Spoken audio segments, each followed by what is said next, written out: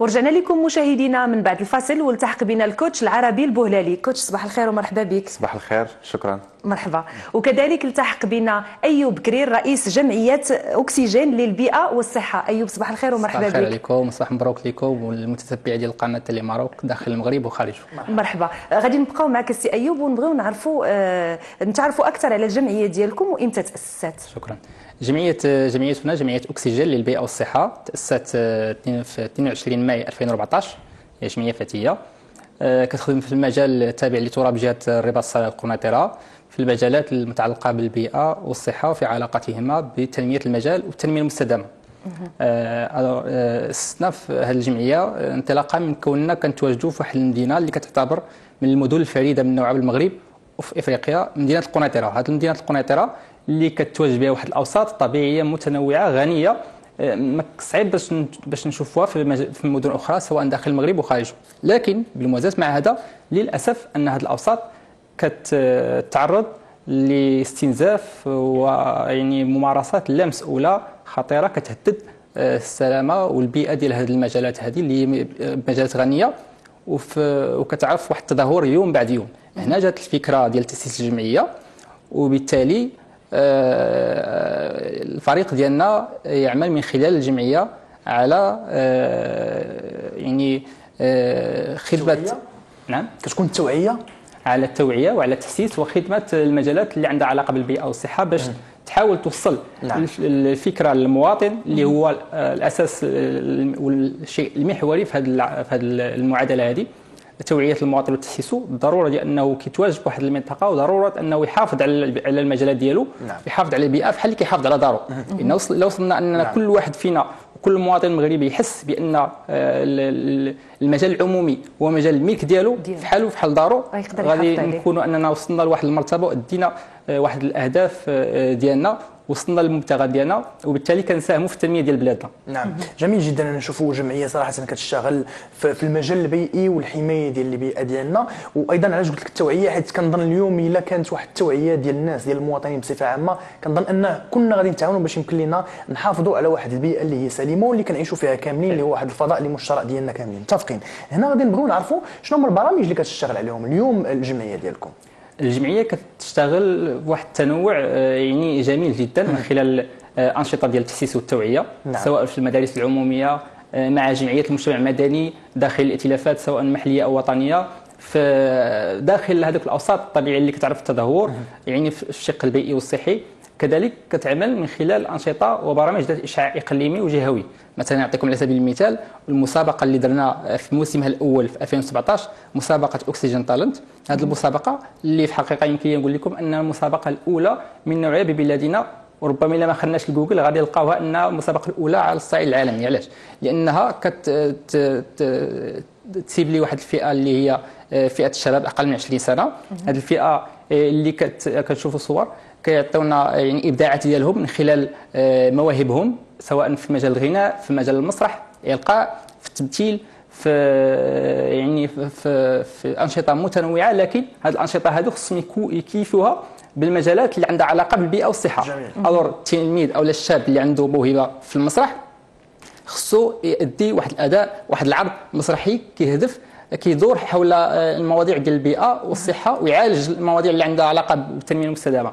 اللي عنده مثلا موهبه في الالقاء، في التمثيل، في الرسم، في الاكروبات، في اي موهبه خصو يضمنها او يدمجها ويحاول انه يعالج قضايا من قضايا ديال البيئه والصحه.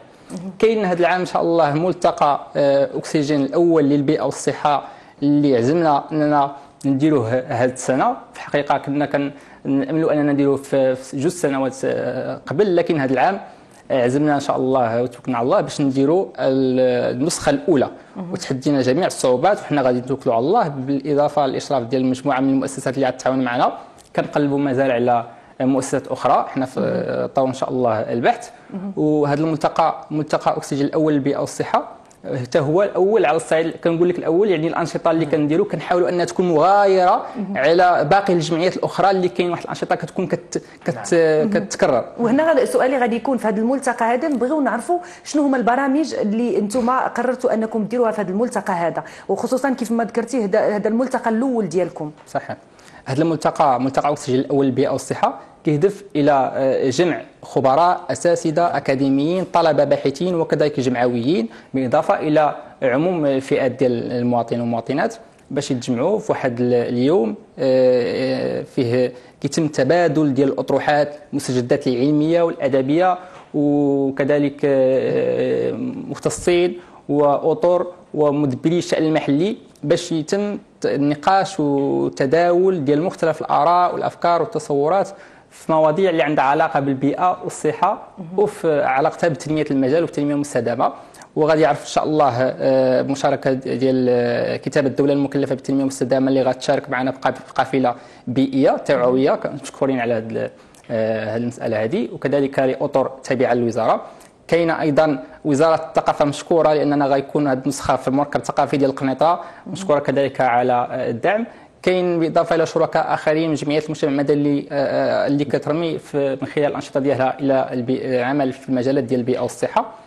وكذلك نقلبوا ان شاء الله على مؤسسات اخرى ان شاء الله، على امل اننا تكون في النسخ القادمه واحد الجامعه صيفيه اللي تكون يعني من خلال اسبوع يمتد اسبوع تكون فيها انشطه وبرامج اخرى، مهرجانات، نجيبوا مثلا باحثين وخبراء على الصعيد العالمي، ويكون في الجهه ديال الرباط السله قنيطره واحد الملتقى دولي لما لا كيشبه الملتقيات الاوروبيه اللي كنشوفوا الدوليه. بالنسبه للقافله، ذكرتي كاين واحد القافله اللي هي تحسيسيه للحفاظ على البيئه، نبغيو نعرفوا هذه القافله واش غتكون غير في الرباط والمناطق المجاوره او لا غادي تكون كتمشي لمناطق اخرى؟ هذه قافله مكلفه بها وزاره التنميه المستدامه، مشينا عندهم وطلبناهم انهم يشاركوا معنا في هذا الملتقى، وفعلا تقبلوا الفكره وحبتوها، وغتكون قافله داخل النشاط يعني في الملتقى.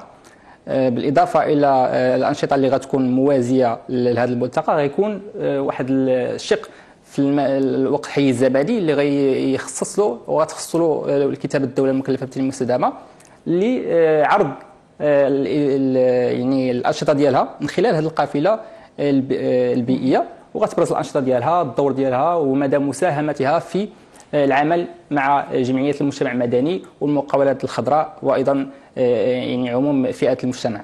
نعم، جميل جدا. انا صراحه نشوفكم كتخدموا في هذا الشق اللي يا ريت جميع الناس اليوم تكون عندهم ويحسوا بهذه المسؤوليه تجاه البيئه ديالهم، حيت هو واحد الفضاء اللي ديالنا كاملين. كيف ما سبق لي اني قلت، اليوم بغيت نهضر معك شويه في تقييم المشاركه ديال الشباب. واش اليوم كتشوف ان من موراء التجارب ديالكم كاملين، مجموعه من التجارب ديال مجموعه من جمعيات المجتمع المدني الاخرى، واش كتشوف ان اليوم الشباب ديالنا واعى بالاهميه ديال المحافظه وبحمايه البيئه ديالنا وكيجيو عندكم وكيشاركوا في هذه الملتقيات هادو، وكاين واحد الوعي الا بغينا نقولوا؟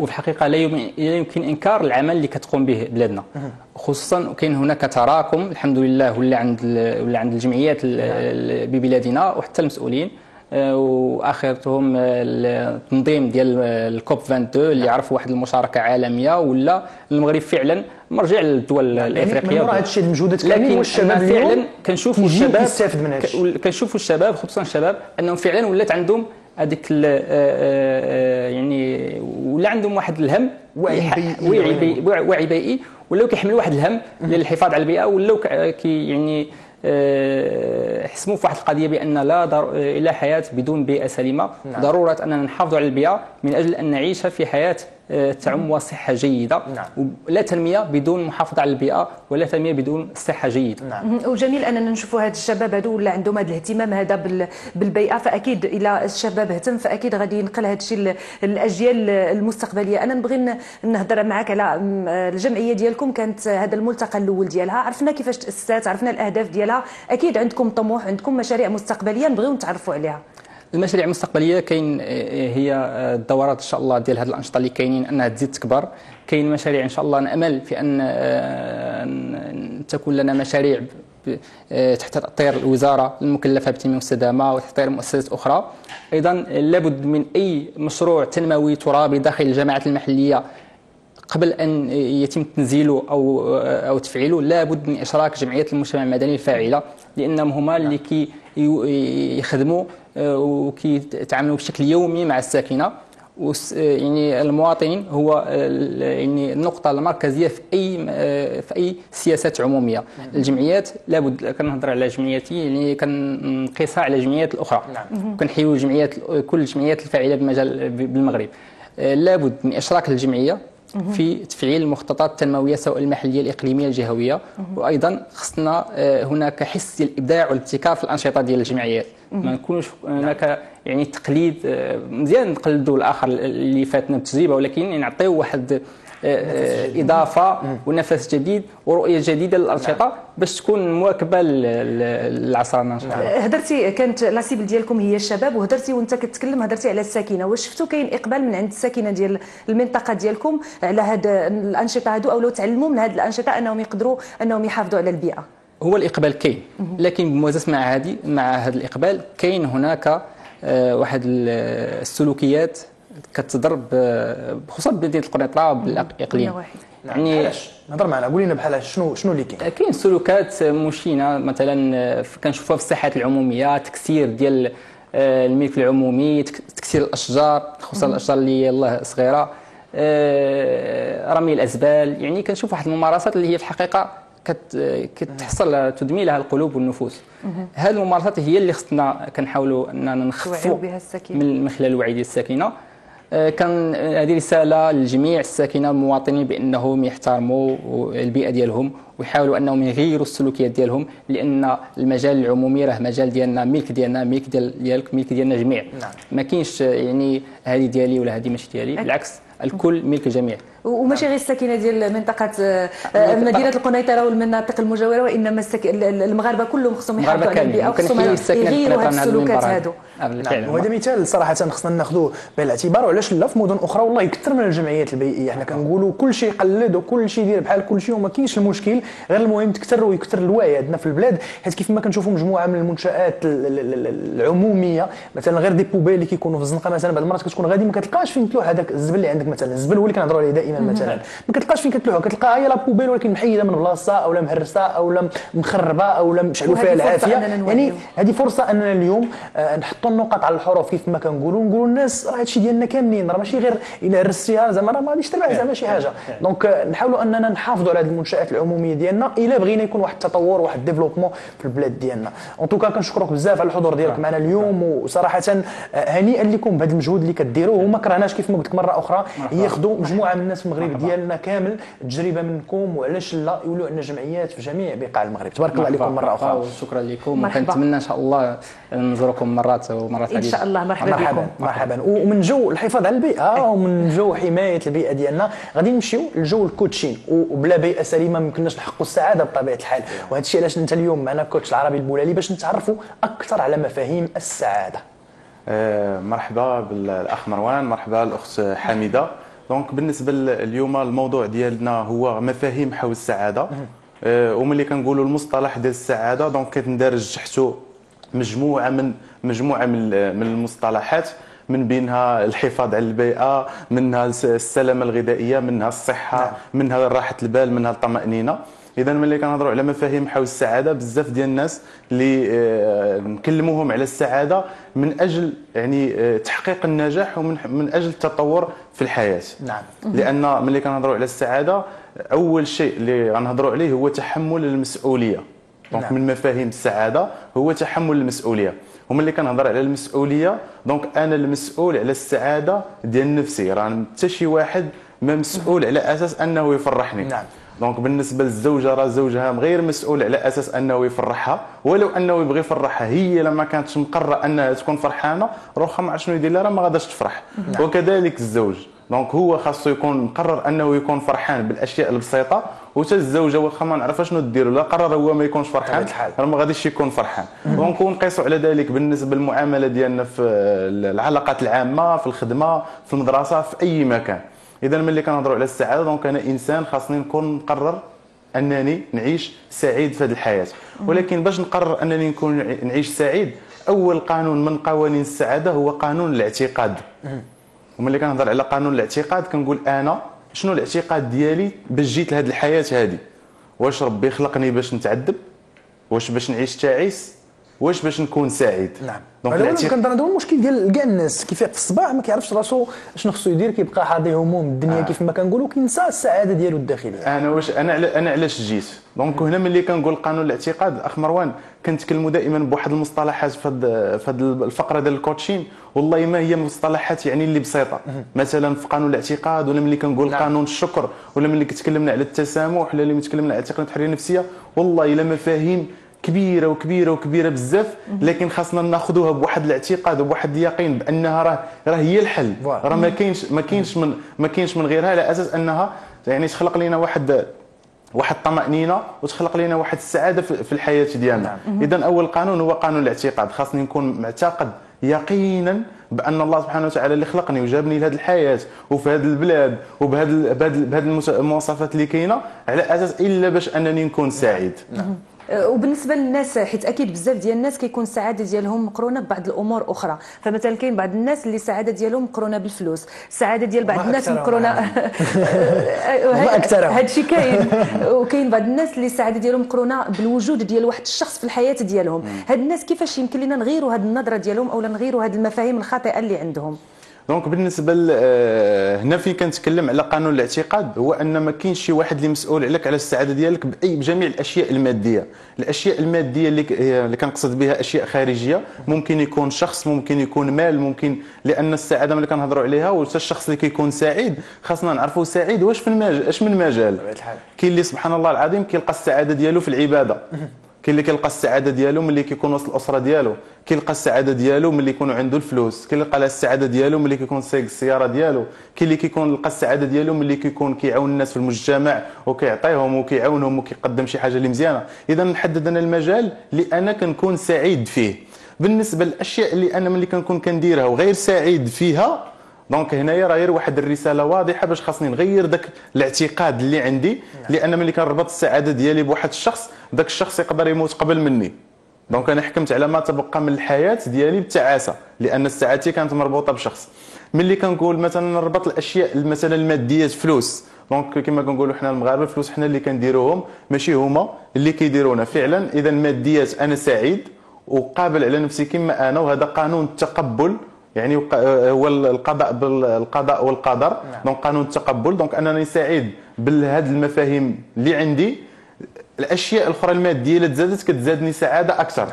نعطي ليكزومبل، بزاف ديال الناس مثلا انا اللي كيقول لي وهذه من خلال الامهات، ولدي كيعصبني، ولدي كيمرضني، راجلي كيقلقني، انا كنقول لهم بان ما كاينش شي واحد يقدر يعصبك وشي واحد يقدر يقلقك حتى تقرر انت انك تقلق من خلال التصرف ديال الاخر، ولا تعصب من خلال التصرف ديال الاخر. سي بروغراماسيون اللي كندير راسي عندي انا في عقلي.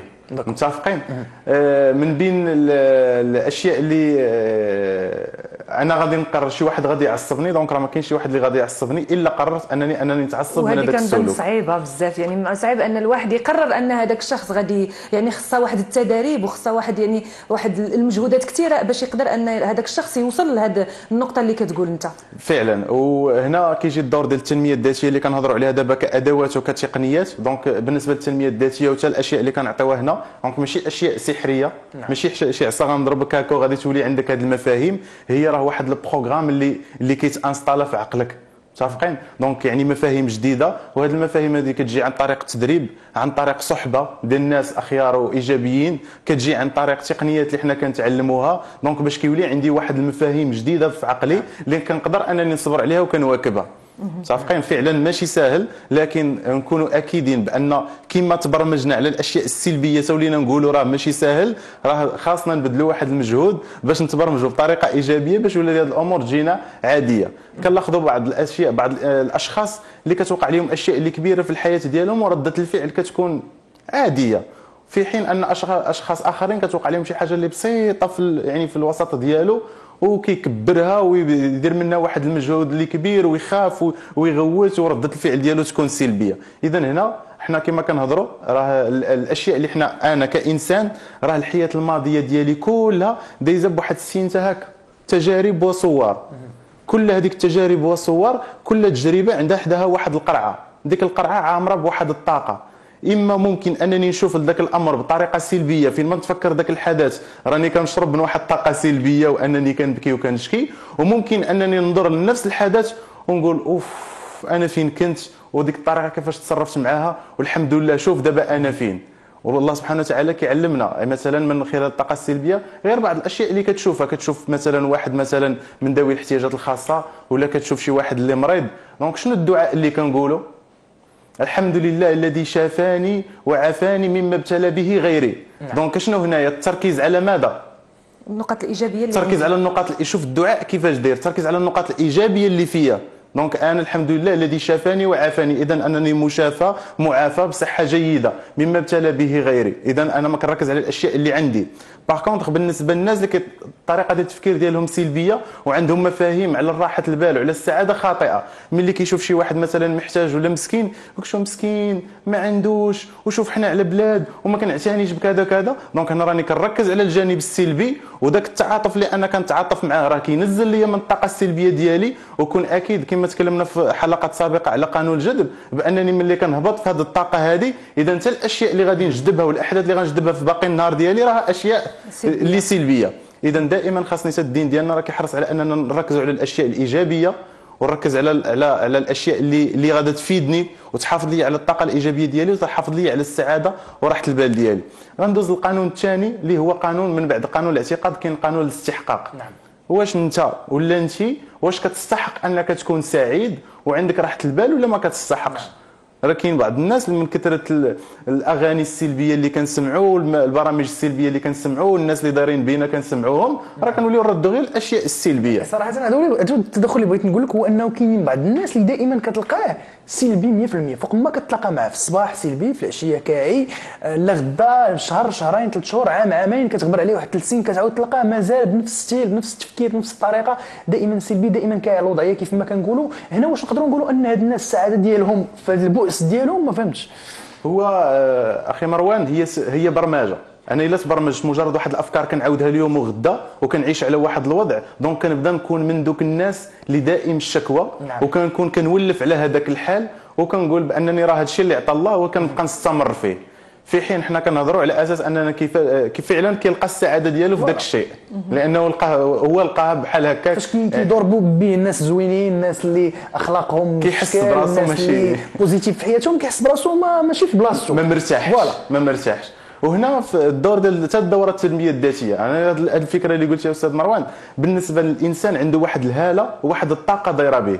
الناس السلبيين شوف سبحان الله العظيم راه كاين اللي ممكن يدوز لك غير من حدا البالكون عندك ولا من حدا الدار والدار تاثر بهذيك الطاقه السلبيه ديالها. نعم. لدرجه ان كاينين الناس مثلا كاين اللي كيدخل مثلا عنده وليدات من 5 سنين ولتحت، كاين اللي كيشد الدري ما يبقاش يبغي يسكت لك، كيبقى يبكي ويغوت. علاش؟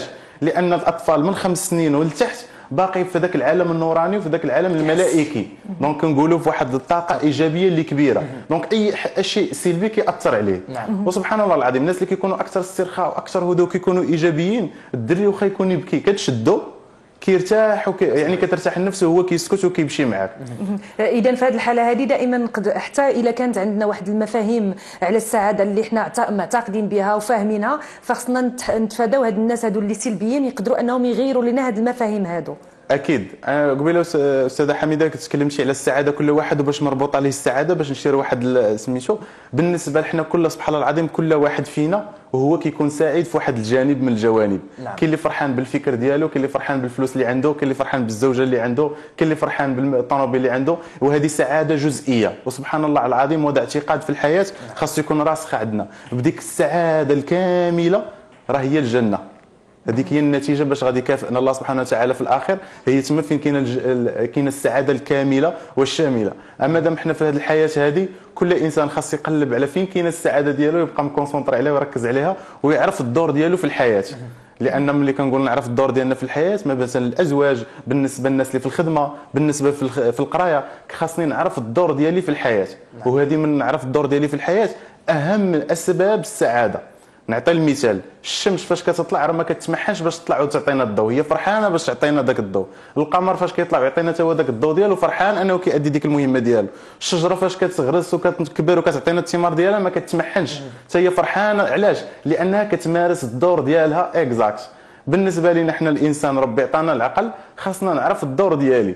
بعض المرات راه النساء كتبقى تقول يا ربي نتزوج يا ربي نتزوج يا ربي نتزوج، وملي كتزوج كتبدا تنكد على الزوج ديالها وبدا تشك وبدا تقلب على اشياء مثلا اللي خايبه. صح. ملي كتزوج كتقول يا ربي نولد يا ربي نولد يا ربي نولد، كيتزاد شي وليد ما يخليهاش نعس خلينا نعسوا. متفقين؟ اذا مازال ما عرفناش الدور ديالك كأنثى ولا الدور ديالك كرجل. مثلا الراجل الدور ديالك انك تصرف وانك تقوم بالواجب ديالك في البيت، ما تقومش بالدور ديالك وانت كتشكى وانا كنصرف وانا كندمر وانا كنقولوا فيك يعني ديرها وانت ناشط. ديرها وانت ناشط، هذا هو الدور ديالك. انت جاي في هذه الحياه باش تكون مثلا قائم على ديك الاسره، وانت الدور ديالك هي باش تفرحي الزوج ديالك وباش تربي الوليدات. دونك يعني هذاك هو الدور ديالك. يعني لما الدور ديالك ما درتيهش كما خاصو يدار وكتشكى، شنو غدير؟ شنو؟ هذا هو السؤال. وهنا المفاهيم، انا كنتكلم على المفاهيم انني نعرف الدور ديالي في ذاك المجتمع ولا في الاسره ولا في الخدمه. وكما قلت يا اخ مروان راه تابعك دونك يديرها بطريقه مزيانه. نعم تبارك الله عليك. صراحه الا جينا غير نفهموا الحياه بواحد الطريقه اللي هي ذكيه، كنظن اننا غادي نعيشوا حياه سعيده، وهذا هو اللي كيقلب عليه اي واحد فينا. شكرا لك كوتش. ممكن نعم. اضافه اخر كلمه هنا. نتمنى الانسان كلهم يصحوا المفاهيم ديالهم ويلتحقوا بدورات تدريبيه. شكرا لك بزاف كوتش العربي البويالي، كنشكرك ايضا استاذي، والله يوفقكم في الجمعيه ديالكم. نتجمعوا بجوج نحيدوا الطاقه السلبيه من المجتمع، وحنا كنحميو البيئه دائما ومن الشباب والمسؤولين كذلك. تبارك الله عليكم. شكرا لحضوركم معنا دائما في برنامج صباحكم مبروك. وانتم مشاهدينا خليكم معنا، غنمشيو للجزء الاخير من البرنامج اللي غادي نستقبلوا فيه فنان او لا فنانه كيعجبكم او لا كتعجبكم. هادشي كامل بعد هذا الفاصل.